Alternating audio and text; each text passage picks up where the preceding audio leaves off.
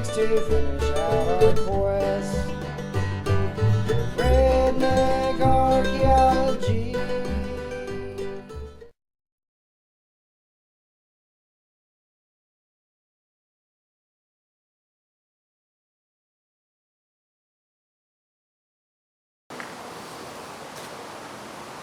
This is the dog trot construction or dog trot house. This is very similar to the way they were built in Texas. There was a breezeway through the center of it. I had 2 rooms, one to cook, like a kitchen or whatever, and one to sleep in. It wasn't much of a living quarters. They stayed on the porches usually, and they ate in the breezeway, which is where the 2 rooms were, the center part that had a roof but no sides. You gonna look up here? Okay. All right, go. We have, little mysteries around the museum that we'd like to solve, but one of them is one of our, I think it was our architect from that does a lot of work at the Texas Historical Commission. Someone pointed out the fact that this looks like it might be a washstone from because it came originally, we think, with this structure that was moved here in 1967, and they used to just grab stuff and use it, and this might be an Indian washstone, I'm not sure, and we haven't taken it out to really look at it. Another thing that went with this cabin, and it's still over supposedly where this Carter cabin stood, there was a slave stone, and because they used to sell slaves, that was and the family members that have come by here. She told me that they remember the slave stone being, near the cabin, and I'd like to go over there someday and kind of take a look. And they had an old mill over there. From say action. I know. I used to do a lot of on-camera stuff. Actually, I made it to Top Chef 3. Oh yeah. Okay, go ahead.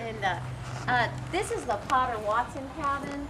Potter Watson cabin was located close to the Stewart's Mill, which is that general store that we have the remnants of inside of our museum. And the store actually still stands out there. It looks like you could just walk right in and buy a Coke, in a bottle, but it's actually empty. But this cabin was over in that vicinity. Originally, it was built by the Potters, and they were known for horse taming. And then it came into the possession of the Watsons. And the Watsons, Joe Olive, which is one of the ladies that worked here at the museum during the 60s and the 70s, and happened to have twice encounters with an apparition upstairs in the jail. Her grandmother, lived in this cabin, and later on had a family in this cabin. She was pregnant, and she had some kind of a problem with the pregnancy. The men were out in the fields or off doing something. She was here with a servant girl. They were cooking on the floor area because it didn't have a floor at the time, so they were cooking over coals. And her grandmother suffered some kind of major problem with the pregnancy, fell into the coals, and actually burned partially. The servant girl, I think, got her out, and what they can remember is her saying, my baby, oh my baby," and grabbing these beads that she wore around her neck. And the beads supposedly were made from rose hips that they had brought from their ancestral home in Alabama or Tennessee or wherever they came from. And to this day, actually, Joe Olive has those beads. But in this cabin, the only time I've had something happen, I was with a group of school children, and I felt like I had a tug on my back. And so this cabin has some mystery. There's a lot of markings inside, as if somebody was counting down time periods. It was near where the old fireplace was. We don't know if it was Civil War. Could have been. Everyone here participated. 3 out of 4 men went to the Civil War here. 3 out of 4. Yes, and I know that was almost the same ratio of who went to Leavenworth for bootlegging later on. So Leavenworth was called the Little Freestone County, and Little Freestone because of all the men that were serving in Leavenworth, and it was partly because of Hammer, the same guy that took out Bonnie and Clyde. You're looking across the highway. It's all the way down. Okay, That's the one that's a Halliburton. Well, we thought that but the cows aren't in there, are they? No. We got them out. Okay. No. We had a snowstorm here, 7.5 inches out by our house, and a Halliburton truck just flew out. Well, the reason why I said that is because there was a green turquoise. Kind of a turquoise truck, Green. looked like he was pulling out of the. So That might have been the oil and gas people No, at our this rig. was this was down. Now, cooking back in the old days was kind of a problem. That's why you had two separate rooms in the building. One room was to keep warm the food and all that. They had the stove was going at all times. You never killed the stove. It was always burning. And then the other side was used to sleep in or sit in or whatever. The kitchen was a fire hazard too, because it would catch on fire muy pronto. There were more buildings burned down in Harrisburg and Texas than any place I've ever seen in a short span of time.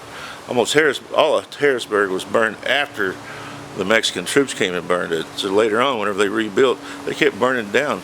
Sherman's house burned down in '54, and then he moved into another place, it burned down, and then he moved into the depot, and it burned down.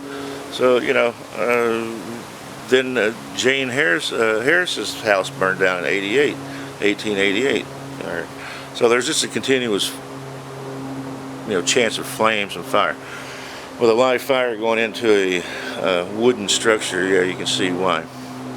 Now, the chimney was usually made of mud and moss and bricks. After the wild Milby, like Charles Milby, started making bricks, Milby Endowed Brickyard, which is where we were looking for the twin sisters at. Now, we could actually find out if this is true or not, as far as the brick, if we could find one of the bricks, if that was actually the brickyard over there that we were at the other day, which we did find, or I didn't, J-Bob found a brick, and so we have to look at that and make sure that ties into what we're looking at as far as the twin sisters and Milby's brickyard and location and so on. Okay, now keeping food cool was a challenge also, because foods such as milk, butter, and fresh meat were put in a crockery, and then they were either put in a special building that had a cold natural spring that would run through it or underneath it or whatever to keep it cool, or they would had dried most of the meats and the fruits to eat later.